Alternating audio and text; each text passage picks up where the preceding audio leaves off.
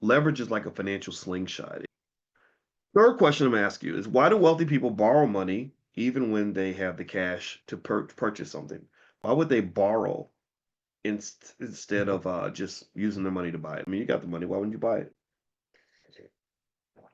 People like Elon Musk or Donald Trump or some of the other wealthy people out here, they don't ever spend their own money for anything. They borrow. They'll put a little bit of their own money in there, maybe, if they have to, but the rest they'll borrow because of this thing called leverage.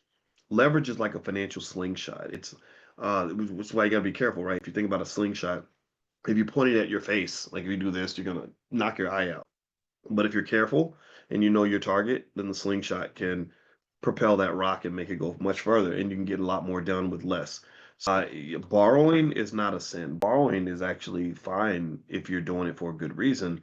If you have a reasonable expectation that what you're borrowing for is going to make you more money, then borrowing typically is a good idea.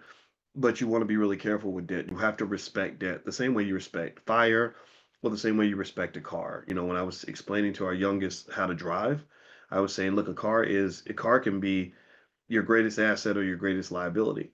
You know, it could be the thing that changes your life for the positive, or it can become a death machine.